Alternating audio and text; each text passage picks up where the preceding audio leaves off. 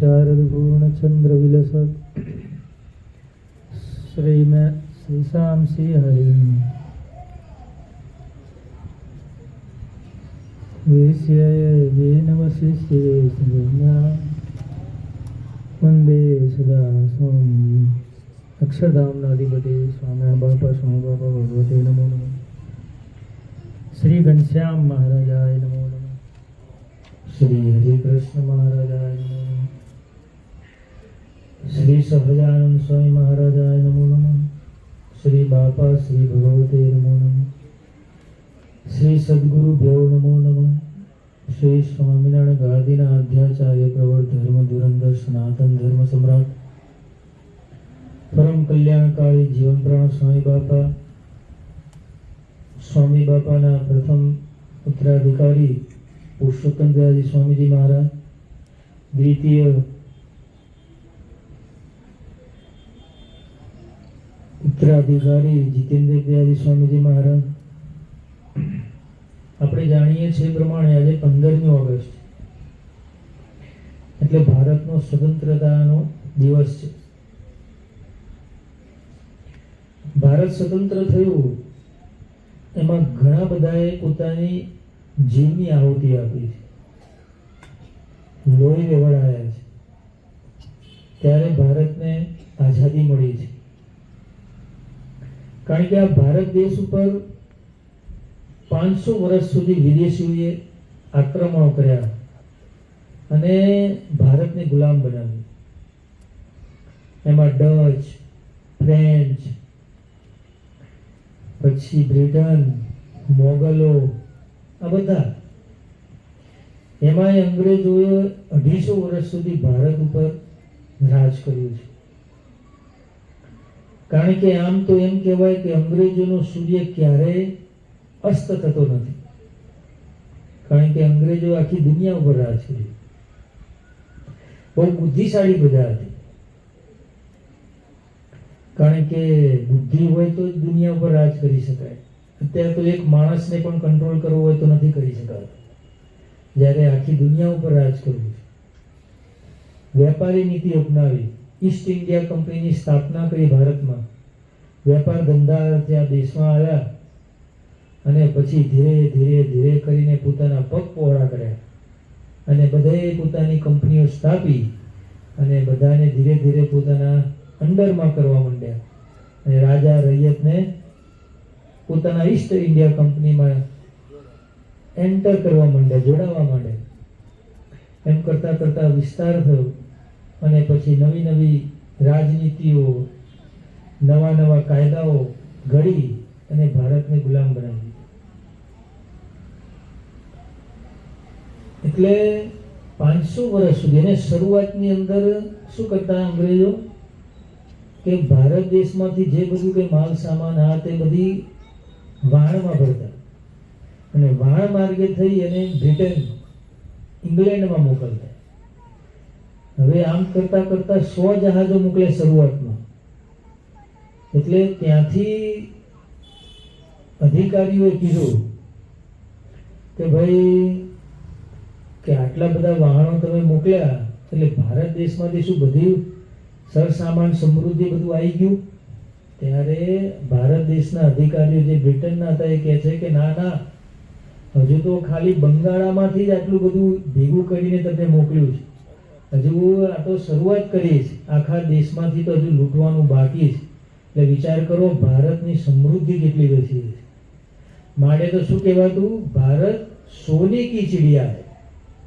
શું ભારત સોનિયાની ચિડિયા હતી, એટલી બધી સમૃદ્ધિ હતી। તો જ બધા અહીંયા આવે ને, શા માટે આવે? કોઈ આવીએ કે નહીં? આપણે બધા વિદેશ જાઓ છો, શા માટે જાઓ છો?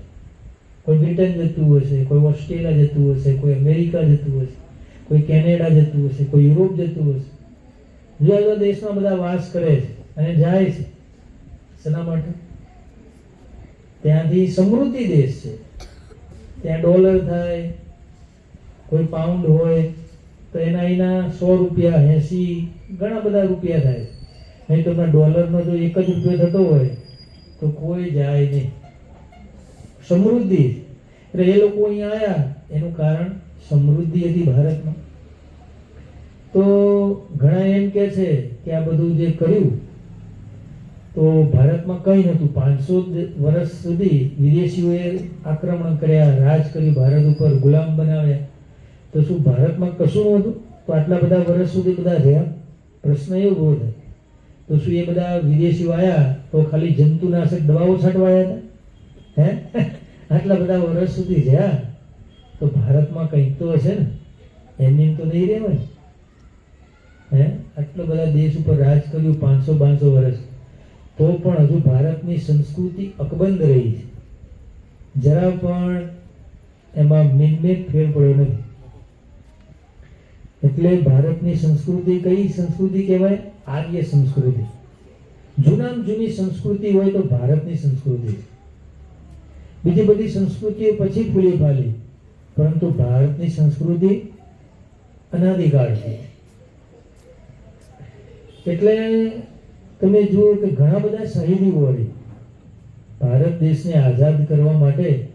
લાલ પાલ ને બાલ કહેવાતું હતું, 3 જણની ત્રિપુટી હતી. તેમાં લાલા લજપત રાય, એને કોઈ આંદોલન કરવાથી કે એ કરવાથી શું થયું, અંગ્રેજોની અધિકારીઓ ખૂબ માર માર્યો, લાઠીચાર્જ કર્યો. હવે લાઠીચાર્જ કર્યો એટલે પોતાની ઉંમર હતી એટલે લાલા લજપત રાય ને બહુ માર મારવાથી પોતે ત્યાં ઢળી પડે, તેમનું મોત થયું, એક્સપાયર થઈ ગયું. હવે બધા એમના દર્શન કરવા જાય ને ભાઈ, કોઈ રાષ્ટ્ર માટે આહુતિ આપી હોય તો શહીદ થયા હોય તો એના માટે બધા દર્શન કરવા આવે, જોવા આવે, એમ બધા આવતા હતા. પછી ભગતસિંહ આવ્યા. હવે ભગતસિંહ આવ્યા, નાના છોકરા હતા, અને એમને દર્શન કરીને બાજુમાં જે રેત પડી હતી એમાં એ રેતને પોતાની મુઠ્ઠીમાં ભરી અને પછી સોગંદ લે છે કે જ્યાં સુધી આ લાલા લજપત રાય જેને માર્યો છે એ અધિકારીને હું જાણું છું, અને એ અધિકારીને નહીં મારું 10-15 દિવસમાં, ત્યાં સુધી આ દેશનો હું જુવાન નહીં. આવું એમને શપથ લીધું. અને પછી 10-15 દિવસની અંદર પોતે જાહેરની અંદર જે અંગ્રેજ અધિકારી હતા એને ગોળીએ ઠાર માર્યો. હવે આ ન્યૂઝપેપર આખા દેશની અંદર બધે ચર્ચાનો વિષય બની ગયો. બને ને, આખા દેશમાં અત્યારે પણ કંઈક થાય છે કેવા હોટલાઈન ન્યૂઝ થઈ જાય, ફ્રન્ટ પેજ ઉપર આવે ને પેજ ઉપર મોટા. એટલે આ ફોટો ફ્રન્ટ પેજ ઉપર આવ્યો અને પછી લખ્યું હતું કોઈ નવયુવાન તેમને અંગ્રેજ અધિકારીને મારી નાખે, શૂટ કરવામાં આવ્યા છે.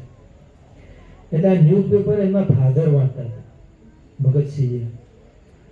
તો એમને વિચાર કર્યો કે આવા ન્યૂઝ આવ્યા છે તો માનું ના માનું, આવું તો બીજું કોઈ મારા છોકરા વગર કરી ના શકે.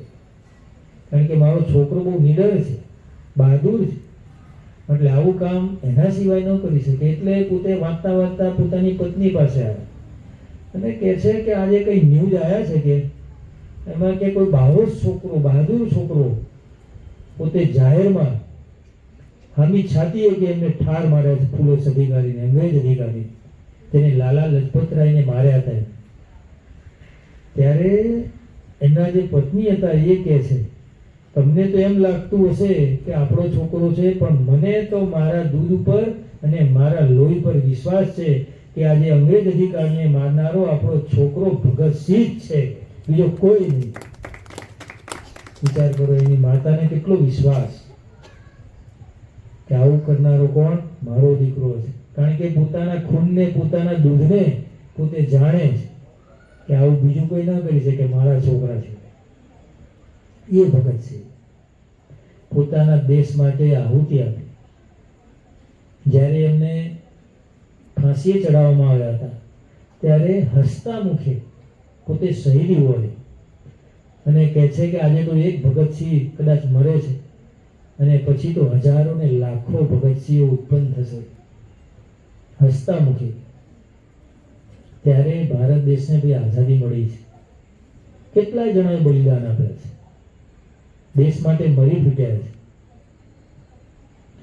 એટલે અને આંબેડકર આપણે જાણીએ છીએ કે દેશ માટે બધું બંધારણ બનાવ્યું.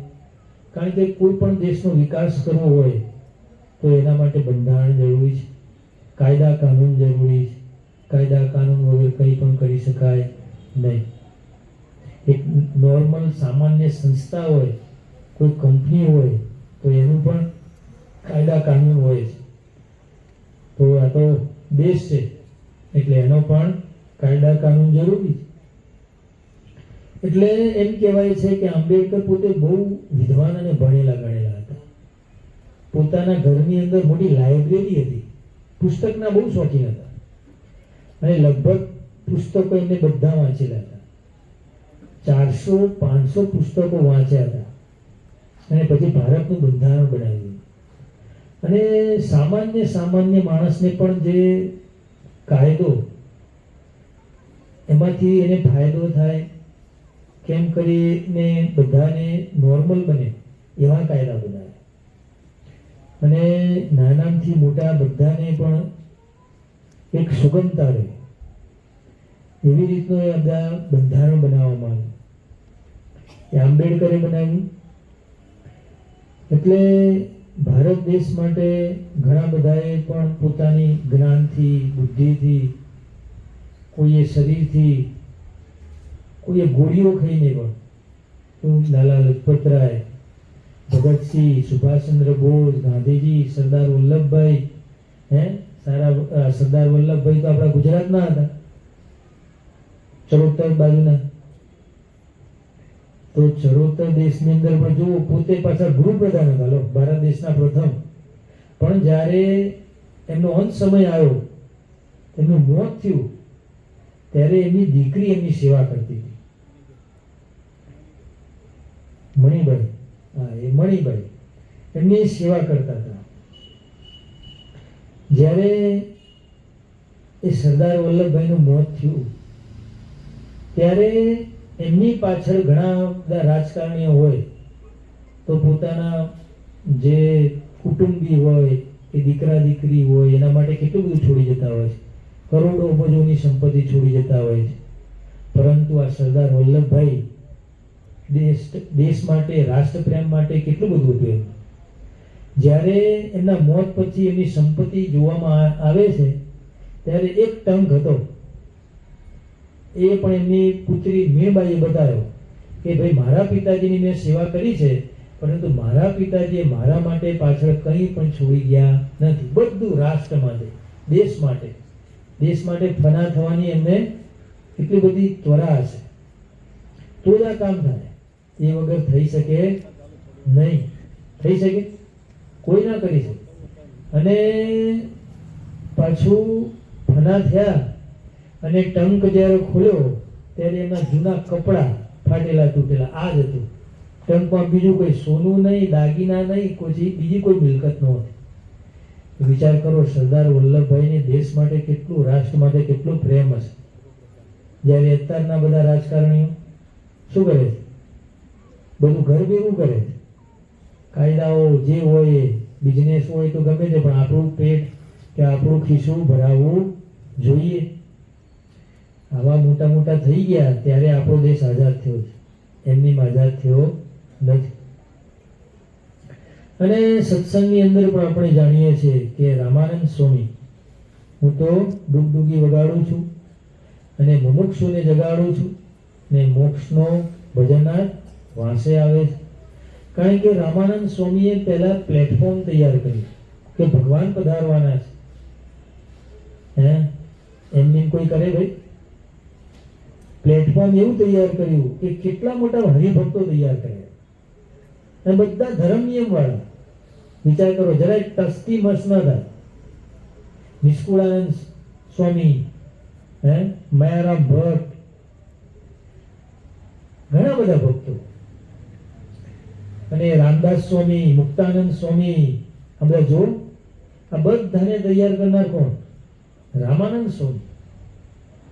વિચાર કરો, પોતે ઉદ્ધવ સંપ્રદાયની સ્થાપના કરી, પોતે જાણતા હતા કે મારા પછી ભગવાન પધારવાના છે, પરંતુ ઉદ્ધવ એટલે ઉત્કૃષ્ટ સંપ્રદાય, સર્વથી ઉપર આવા સંપ્રદાયની સ્થાપના, અને પાછા પોતા ઉપર રાખ્યું નહીં.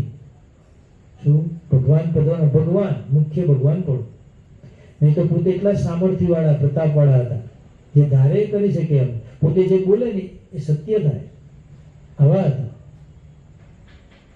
પરંતુ અને ધર્મ નિયમ પણ એમના એવા હતા, એમને કોઈ કંઈ કહી શકે નહીં, અને એમના જે અનુયાયી બને એને પણ એવા ધર્મ નિયમ પડાવે. આવા રામાનંદ છે. એમનું પ્રાગટ્ય થોડા દિવસ પછી છે, 1-2 દિવસ પછી, 8મનું દિવસ. તો આ રામાનંદ સ્વામી આવા મોટા હતા. પણ આપણે સત્સંગની અંદર જોઈએ તો ખરી સ્વતંત્રતા, આ તો બધી સ્વતંત્રતાની વાતો છે, પરંતુ ખરી સ્વતંત્રતા ક્યારે કહેવાય? તો જ્યારે આ જીવ છે એ માયાના બંધનમાંથી છૂટી જાય, એ જ ખરી સ્વતંત્રતા છે. બાકી તો જીવ પછી માયામાં પડ્યો હોય તો 84 લાખના ફેરા ફરતો રહે તો એ સ્વતંત્રતા કહેવાય? એકમાંથી બીજામાં, ગાયમાંથી ભેંસમાં જાય, ભેંસમાંથી કૂતરામાં જાય, કૂતરામાંથી બિલાડામાં જાય, ફરતો જ જાય. સિંહમાં, બકરામાં 84 લાખ યોની છે. હવે આ બધી યોની મટે તો એ સ્વતંત્ર બન્યો કહેવાય. અને એવી સ્વતંત્રતા કોણ આપી શકે? કોઈ આપી શકે એમ છે? કોઈ આપી શકે એમ નથી. કારણ કે આ સ્વતંત્રતા ખરી છે. આ તો આ દેશની લૌકિક સ્વતંત્રતા થઈ, પણ જે પરલોકની સ્વતંત્રતા, કારણ કે જીવને શિવ કરવો, જીવને ભગવાનના ધામમાં લઈ જવો, કાળ કર્મ અને માયાથી રહિત કરી, ચોખ્ખો શુદ્ધ કરી ને જો અક્ષરધામમાં લઈ જવો હોય, અને આવી સ્વતંત્ર આપનારા જો કોઈ હોય તો પૂર્ણ પુરુષોત્તમ સ્વામિનારાયણ ભગવાન છે. એના સિવાય બીજું કોઈ નહીં. વિચાર કરો, આ સ્વતંત્રતા ખરી છે. પણ માણસોને આ સ્વતંત્રતા જોતી નથી, કારણ કે કાઠું પડે છે. કારણ કે ધર્મ નિયમ પાડવા, માળા ફેરવવી, 25 પાડવા, 12નું પહેલું તો જમવું જ નહીં, બરાબર? પણ આ બહુ કાઢવું પડે. હવે ભગવાન કે આ શિક્ષાપત્તિ બનાવી, બરાબર, 212 શ્લોકની, તો મહારાજે બધી આજ્ઞા કરી છે, પણ મુખ્ય 5 વસ્તુ પર ભાર મૂક્યો કે તમે પંચવર્તમાન પાડજો. શું? પંચવર્તમાન પાડશો તો અમે તમારી ભેગા છીએ, નહીં તો તમારે અમારે કોઈ લેવા દેવા નહીં. છેલ્લા શ્લોકમાં મહારાજે ચોખ્ખું લખી દીધું કે અમારા ક્યારે કહેવાય? અમારા ધર્મ નિયમ પાડો. તો ઘરની અંદર તમે પરણી કોઈ નવી દીકરીને લાવો, બરાબર, એ તમારા ઘરમાં રહીને તમારા જે કાયદા કાનૂન હોય કે જે મર્યાદા હોય એને પાડે અને એવી રીતે રહે તો એ તમારા ઘરમાં બરાબર છે, એને કાયદા કાનૂન પાલન કર્યું કહેવાય, એ ઘરનો મેમ્બર કહેવાય. પરંતુ પછી મન ફાવે એમ કરે તો પછી શું થાય? ઝઘડા ડખાત થાય. તેમ ભગવાન કહે છે કે આ મારા કાયદા કાનૂન છે, આ મારા કાયદા કાનૂનમાં રહે તો એ અમારો છે, કાયદા કાનૂનમાં ન રહે તો એ અમારો નથી. અને મર્યાદા તો હોવી જ જોઈએ, કારણ કે મર્યાદા વગર શું થાય? આ સમુદ્ર છે એ પણ મર્યાદામાં રહે છે. આ સૂર્ય ઉગે છે એ મર્યાદામાં ઉગે, ચંદ્ર પોતે અસ્ત થાય છે એ મર્યાદામાં રહે, બધા મર્યાદામાં રહે છે. કદી કોઈ દરિયાએ પોતાની મર્યાદા ક્યારેય ઓળંગી? નહીં તો કેટલું બધું પાણી છે. આ પૃથ્વી કરતા 7 ગણું પાણી છે. છાણાની માફક આ પૃથ્વી આમ હાલક ડોલક થાય, કેટલી વાર આમ નાખી દે, ઉલાડીને ફેંકી દે, પરંતુ સમુદ્ર ક્યારેય મર્યાદા નથી રોકતો, ભગવાનની આજ્ઞામાં રહે છે. ત્યારે લોભીએ ની મર્યાદા, અને લોભે તો બધું ખેદાન મેદાન કરી નાખે, તબાહી આવી જાય. ખાલી એક સુનામી આવે છે તો બધા કેવા થઈ જાય. એક ભૂકંપ આવે છે આપણા ભારતમાં, હમણાં આવ્યો હતો કચ્છમાં, તો 2001માં આવ્યો હતો. કેટલી બધી પાયમાલી કરી એને, 5.7 નો આવ્યો લગભગ. બધાએ અનુભવ કર્યો છે બધાના જીવનમાં. હવે મંદિરની બહાર ઉભા હતા, 5.7 નો જે ભૂકંપ આવ્યો ત્યારે મંદિર આખું ડોલે. બોલો, વિચાર કરો, ધજા આખી ડોલે, શિખરો ડોલે, મૂર્તિમાન જોયું, પગ નીચે જમીન નાખી. હવે વિચાર કરો તમે, કયો ભૂકંપ આવ્યો છે. તો ભગવાનને બધું ખેદાન મેદાન કરવું હોય તો વાર કેટલી લાગે. આમ ચપટી વગાડે બધું, પ્રકૃતિ આમ કરે ઊંચી, તરત બધું લય થવા માંડે, પ્રલય આવે. આવા ભગવાન મોટા છે. હવે એ આપણને આ સંસારમાંથી ઉગારવા માટે આવ્યા છે. એમને કે આ લોકનું કોઈ વસ્તુ જોતી નથી. એ બધા જીવોને કેમ ઉગરે, કેમ પોતાના આ 84 લાખ યોનિમાંથી કેમ બહાર આવે, શું એના માટે ભગવાન પધાર્યા. અને કેટલા બધા કષ્ટો સહન કર્યા ગયા. એમને હું જોતું હતું, આમ સંકલ્પ કરે બધું અષ્ટ સિદ્ધિ નવનિધિ હાજર થઈ જાય, છતાં પણ આપણા માટે આપણા જેવું મનુષ્ય રૂપ ધારણ કર્યું અને પછી આપણા જેવા દેખાણા, ત્યારે પછી કષ્ટો સહન કરી અને બધાને હેત થાય એના માટે. એ તો કોઈ સાક્ષાત પુરુષોત્તમ નારાયણ છે. એમને ખાવા પીવાની ક્યાં જરૂર છે? એમને કોઈ વસ્તુની જરૂર નથી. એમને માન જોતું નથી, સન્માન જોતું નથી, પ્રસિદ્ધિ જોતી નથી, એવું કશું જોતું નથી.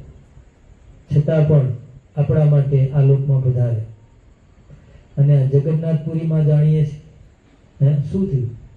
બાવાઓ બધા વૈરાગી જમાત બધી, ભગવાન નાના હતા. હવે કુંબળી ઉંમર બધાને હોય, શું હોય, સંન્યાસી વૈરાગીઓને આ મારો ચેલો બને, પેલો કે આ મારો ચેલો બને. એટલે જગન્નાથપુરી બધા બાવો ભેગા થયા, મોટા મોટા તપેલા હોય એ ભગવાનને સાફ કરવાના. લો હવે ઉચકી ન ગાય, બોલો અંદર અંદર જઈ અને પછી સાફ કરવાનું. બોલો આવા મોટા તપેલા. તમે જાણો છો કે જગન્નાથપુરીમાં તો માલપુઆ ના બધું કેવી મોટી મોટી રસોઈઓ હોય, અને કદી એકાદશી તો હોય જ નહીં. એમ કે જગન્નાથપુરીમાં ક્યારે એકાદશી ના આવે. એટલે પેલા પોટલું લગાવીને ઉપર મૂકી દીધી, જેમ કે 12 માસ ચાલુ જ હોય અનાજ જ ખાવાનું. અને આટલા બધા હજારો માણસ જમતા હોય એના તપેલા કેવી રીતે સાફ થાય? કાઠું કામ છે. હવે તપેલા આ તે બધું મોટી મોટી તાવેતા હોય, ઉચકી ન કાંઈ. તો ભગવાન અંદર જે સાફ કરતા અને ભારે ભારે કામ એમને કરવાનું. નાના બાળક આવું બધું કામ કરાવતા. હવે એકવાર બન્યું એવું, હવે નાના છોકરા હોય બરાબર, હવે આ 5-7 વર્ષના છોકરા હું તાકાત હોય. તો ભગવાનને એક વૈરાગીએ કીધું કે આ તાંદળજાની ભાજી તોડો. હવે તાંદળજાની ભાજી તોડો એમ કીધું, એટલે મહારાજે કીધું આમાં તો જીવ છે, જીવને અમે મારીએ નહીં. અહિંસા પરમો ધર્મ. કોઈ જીવને મારવો એ અમારું કામ નથી, એ તો હિંસા કહેવાય. આ તાંદળજાની ભાજી અમે નહીં તોડી એમ કીધું. એટલે પછી વૈરાગી હોય તો બધા થોડા ક્રોધી હોય, તામસી. એટલે કહે છે કેમ નહીં તોડાય? કે મેં કીધું તોડ. આ તલવાર જોઈ છે? તલવાર ખોલી, બોલો જાહેરમાં આ તલવાર જોઈ છે? કે મેં તલવાર મારીશ. કે હવે ભગવાને શું કીધું? આમાં જીવ રહ્યો છે એટલે મેં તાંદળજાની ભાજી નહીં તોડી.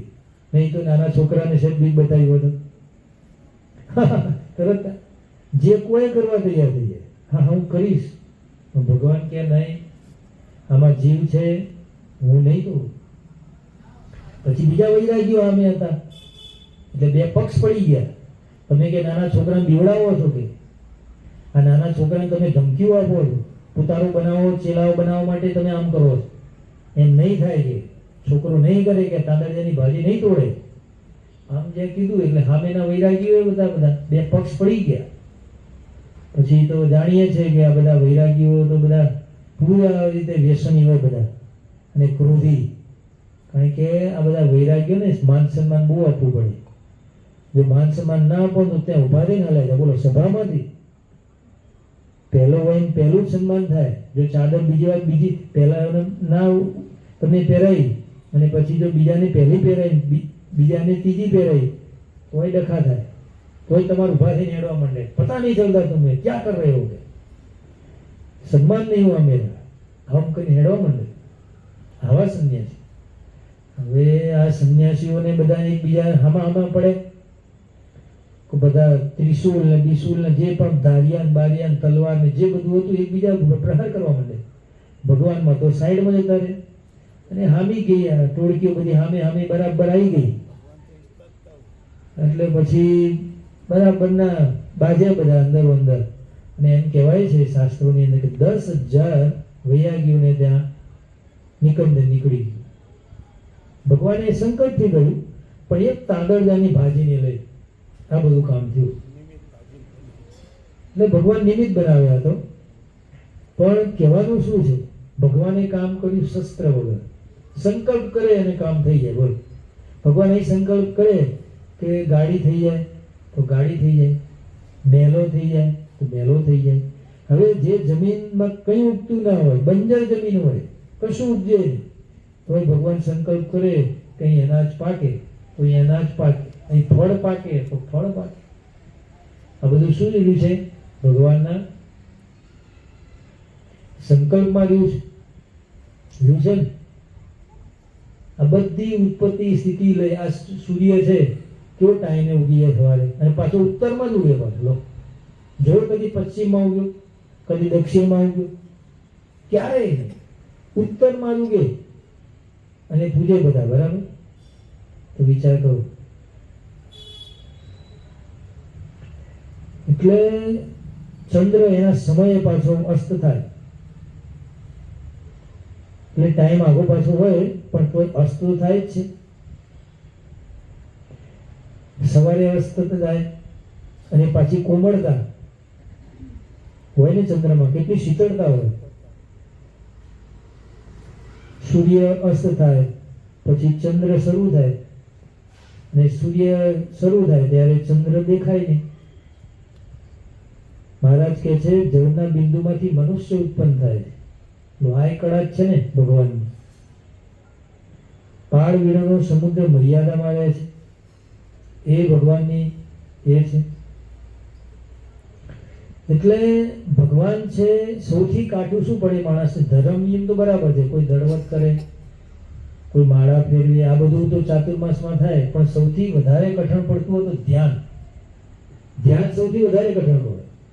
કારણ કે બીજા બધા નિયમ તમે લો, માળા ફેરવવાનો, કથા સાંભળવાનો, દર્શન કરવાનું, આ તો બધું હરતા ફરતા થઈ જાય. પરંતુ ધ્યાન કરવું હોય તો એકાગ્ર ચિત્ત રાખવું હોય બહુ કાઢવું પડે. કાઢવું પડે, એ ન થાય. અને ધ્યાન કોણ કરી શકે? જે ભગવાનની આજ્ઞા પાડતા હોય એ ધ્યાન કરી શકે. એટલે એકવાર મહારાજ સભા કરીને બેઠા હતા. હવે સભા કરીને બેઠા હતા પછી એક ભગતનું કંઈ કામ હશે, મહારાજ કે બોલાવો. એટલે નાથ ભગત હતા, પોતે નીકળી ગયા. મહારાજ કે અમારે એનું કામ છે ને બોલાવો. નાથ ભગત નીકળી ગયા એટલે પછી એના પાછળ એક ભગત નીકળ્યા બોલાવવા માટે. હવે છેક વડોદરાની કોતર સુધી પહોંચી ગયા, પછી મળ્યા. ત્યારે ભગત કહે છે કે નાથ ભક્ત, ભગવાન તમને યાદ કરે છે, બોલાવે છે. ત્યારે પાછા વળ્યા. તો આપણે હોઈએ તો શું કરીએ? 2-3 કિલોમીટર સુધી જઈએ અને પછી 2-3 મિનિટે ના જઈએ. કદાચ સોસાયટીની બહાર કે મંદિરની બહાર કે સભાની બહાર જોઈએ આજુબાજુ કે ભાઈ ભગત દેખાતા નથી, એટલે અહીં શું કહીએ? ભગત જતા રહ્યા. એમ જ કહીએ ને. પણ પેલા ભગત તો છે વડોદરાની કોતર સુધી પાછળ ને પાછળ ગયા, અને પાછા નાથ ભગત હતા, પોતે કામ અર્થે ગયા હતા. તો પોતે શું કે નહીં કે મારે કામ છે, નહીં તો મારું કામ રખડી પડશે. બોલે કે ના બોલે? હું આ કામ માટે ગયું તો કાલે કામ નહીં થાય, કામ રખડી પડશે, મારે આ જરૂરી છે, હું નહીં આવું, કાલે મળીશ, એવું કે. પણ સીધો કોલ આવ્યો, તરત શું ઊભા થઈ ગયા. પછી કે હું પાછા વળ્યા પાછા. હવે આપણને વિચાર થાય કે આ બેમાં શ્રેષ્ઠ કોણ? પહેલો પ્રશ્ન એ થાય, કોણ શ્રેષ્ઠ? જે બોલાવનારો હતો એ શ્રેષ્ઠ, કે નાથ ભક્ત કીધા પછી પાછા વળ્યા, પોતાનું કામ સામું જોયું નહીં કે મારું આ બધું પડ્યું રહેશે, કોણ કરશે? પાછા તો આ બેમાં શ્રેષ્ઠ કોણ કહેવાય? હા, બીજા કોઈ શું માનવા? બીજા હા બોલાવ્યો એ. આમ તો બે શ્રેષ્ઠ કહેવાય, કારણ કે પહેલો બીજો નંબર કોઈને આપી શકાય નહીં. પેલો પાછળ ને પાછળ ગયો એની શ્રદ્ધા કેટલી કહેવાય. અને પેલા પણ જ્યારે કીધું તરત પાછા વળે.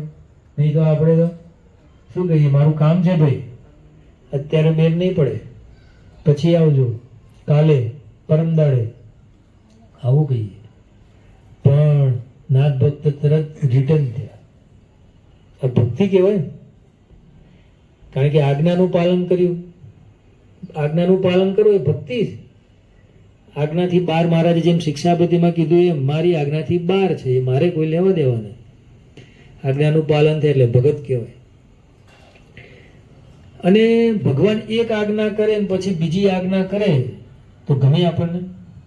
દરેકે એક ટ્રેક ઉપર ગાડી જતી હોય, પછી બીજો ટ્રેક કે આ બીજા ટ્રેક ઉપર જાઓ તો ગમે? કોઈ જ ના ગમે, કાઢવું પડે. પણ ભગવાનના ભક્ત એ રીતે વર્તે. મહારાજ આજ્ઞા કરે એમ જ કરે. લો, ઘણા સાધુ થવા આવે, મહારાજ કે તમારે ખેતીવાડીનું કામ કરવાનું, લો કરો, તો કરતા. લો, એ સમયે કરતા.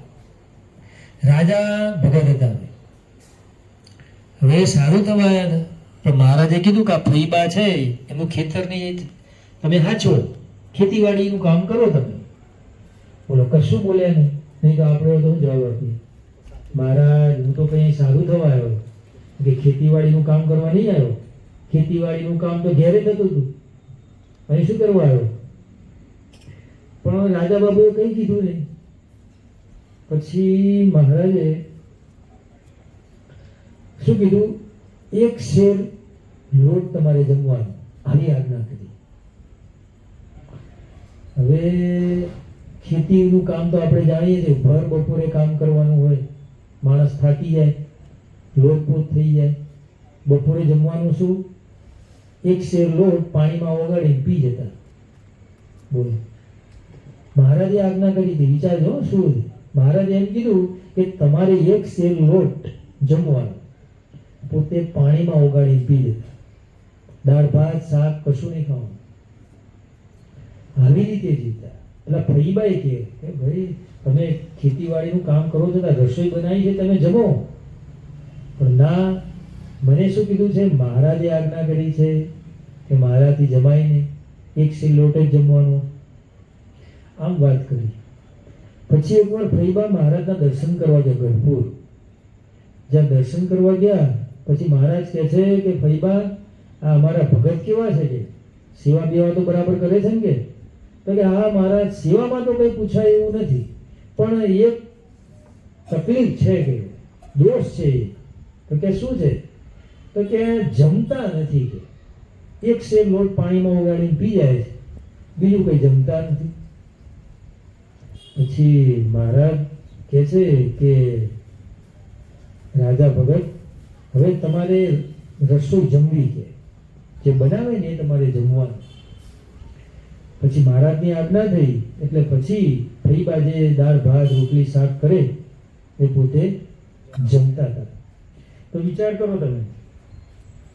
હવે પહેલા આમ આજ્ઞા કરી. શું કરી? લોટની આજ્ઞા કરી કે તમારે લોટ જ ખાઈને રહેવાનું. પછી દાળ ભાત બધું શાક ને બધું ખાવાની આજ્ઞા કરી. તો આપણને સારો સંશય થાય કે ભગવાન આવું કેમ કરતા હશે? પહેલા આમ બોલે છે, પછી આમ બોલે છે, કયું માનવાનું? થાય ને, ટ્રેકની ગાડીઓ બદલાય, વચનો બદલાય, રસ્તા બદલાય, તો આપણને સંશય થાય. પણ રાજા બાબુ જરાય સંશય નથી.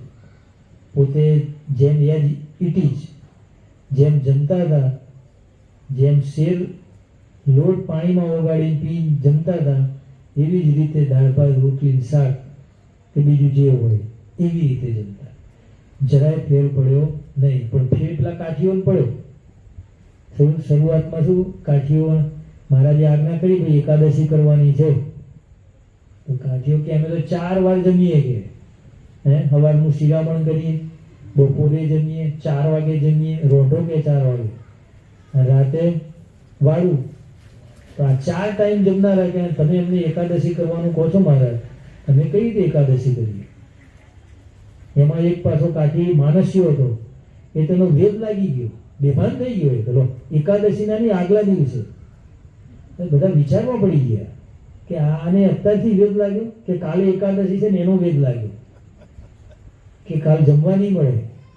તો મહારાજે પછી આજ્ઞા કરી કે ભાઈ ભલે તમે જમજો પણ ફરારી જમજો, એક ટાઈમ જમીન કરજો, પણ એકાદશી અવશ્ય કરવાની. આવી રીતે એકાદશી કરાવો, આવી રીતે સત્સંગ કરાવો. ભાઈ એમની નથી કરાવો. જે અંગ્રેજ સરકાર સામે અંગ્રેજો પણ એની સામે ઝૂકે નહીં, એ પણ પાછા પડી જાય. હવે આવી પ્રજા એમાં પાછી નાય નહીં. શું કે વરસાદ પડે એટલે નહીં લેવાનું કે શું કીધું મહારાજને? મહારાજ હવે હાથ નખાવતો કે લો, સમજી જાવ શું કહેવા માંગે. આવી પ્રજા, આવી પ્રજાને પણ જો ધર્મ નિયમ પાળતી અને માળા ફેરવતી કરી હોય તો સ્વામિનારાયણ ભગવાને કરી છે, બીજાનું કામ નથી. એમાં થાય એવું છે. અંગ્રેજો પણ પોતાની બંદૂકો અને ચાબુકો લઈને પાછા જતા રહે કે આ પ્રજા અમારું માનશે નહીં. એને વાળવી એ ભગવાને વાળી. અને પંચમહાલની અંદર આપણે જાણીએ છીએ બધા તીરકામ ખાવાડા કહેવાય. શેઠ તમે થાય બધી પ્રજા એવી હતી, પાંદડા પહેરવાના. અને પાછા શરૂઆતની અંદર તો સ્વામી બાપા જ્યારે પધાર્યા ત્યારે કોઈ ભક્તના ઘેર જવું હોય તો રસોઈ શેમાં બનાવી એ પ્રશ્ન ઊભો થાય. બોલો, ઠામણા ન હોય, વાસણો ન હોય, માટલામાં રસોઈ કરવી પડે. બોલો, શીરા પણ માટલામાં કરે. અને ભેટ પણ એવી કેવી હોય? હવે ભગવતો બિચારી સ્થિતિ એવી હોય બિચારા, આસનો જેમ બેહવાના ન હોય સંતોને કે બાપાને, તો પછી બીજાની તો આશા રાખવાની જ ક્યાંથી? આવી સ્થિતિ હતી. પણ બાપાને પધરાવ્યા, બાપાને પંચમહાલ લાવ્યા અને બાપાએ જે મહેર કરી અને બાપાની આજ્ઞાનું પહેલું તો પાલન કર્યું હોય. મહેર ક્યારે થાય? પાલન થાય આજ્ઞાનું તો ભગવાન મહેર કરે. સ્વામી બાપાએ જે આજ્ઞા કરી એ માન્યા અને એ પ્રમાણે ચાલ્યા તો સ્વામી બાપાએ એવી મહેર કરી કે આજે પંચમહાલની અંદર તમે જુઓ તો ભક્તો છે બધા ગાડી બંગલા અને લાખોપતિ થઈ ગયા. કોણ? સ્વામી બાપાએ લીલા લહેર કરાવી પંચમહાલમાં. બાકી બીજાનું કામ આમાં નથી. એટલે જે પણ છે દેશની અંદર શું, સંસ્થાની અંદર શું કે સંપ્રદાયની અંદર શું, જે બંધારણો છે, જે આજ્ઞાઓ છે એનું જે પાલન કરે તો દેશ આગળ જાય, સંસ્થા આગળ જાય, સંપ્રદાય આગળ જાય. બધાની એક જ રીત છે કે આજ્ઞાનું પાલન કરો. શિક્ષાપત્રીમાં શું? આજ્ઞા. વચનામૃતમાં શું? આજ્ઞા. કોઈ પણ પુસ્તક હોય, લીલાનું હોય, ગમે તે હોય, પણ મુખ્યત્વે શું આવે? આ ભક્ત હતા, આવા ધર્મ નિયમ વાળા હતા. શું આવે છે? હરિલીલામૃત વાંચો, ઘનશ્યામ લીલામૃત વાંચો, ગમે તે પુસ્તક વાંચો, બધા પુસ્તકમાં શું આવે છે? મહારાજે આ લીલા કરી કે આ ભગતને આવા કષ્ટો પડ્યા, ભગવાને આવી તેની રક્ષા કરી. આ જ આવે છે. પણ મુખ્યત્વે શું? આજ્ઞાનું પાલન. એટલે આજે કાલે છે 15મી ઓગસ્ટ, પરંતુ આજે ઉજવી રહ્યા. કારણ કે ધ્વજવંદન પણ આજે જ કર્યું કહેવાય. અને લગભગ આ ધ્વજમાં જે કલરો છે, સફેદ, કેસરી, લીલો, શું બધાના જુદા જુદા પ્રતીકો છે. શાંતિનું પ્રતીક, શું ગમે બધી રીતે. એટલે બાપા સ્વામી બાપાને પ્રસન્ન કરવા માટે આજે જે સભાનું આયોજન થયું છે તે સભા એક હરિભક્ત તરફથી છે. બાપા સ્વામી બાપા તેમના દરેક કાર્યમાં ભેળા પડે અને જે કાર્ય કરે એમાં બાપા સ્વામી બાપાની વધારે પ્રસન્નતા થાય એ નિમિત્તે આ સભાનું આયોજન કરવામાં આવ્યું છે. એટલું કહી અને આ સેવક પોતાની વાણીને વિરામ આપશે. બોલો અક્ષરધામના અધિપતિ સ્વામિનારાયણ બાપાની જય. ઘનશ્યામ મહારાજની જય. હરે કૃષ્ણ મહારાજની જય. સદાનંદ મહારાજની જય. બાપા શ્રીની જય. સદગુરુ શ્રીની જય. સ્વામિનારાયણ ગાદી અત્યાચાર્ય વ્રત ધર્મ ધુરંધર સનાતન ધર્મ સમ્રાટ કલ્યાણ સહકારી જીવન સ્વામી બાપાની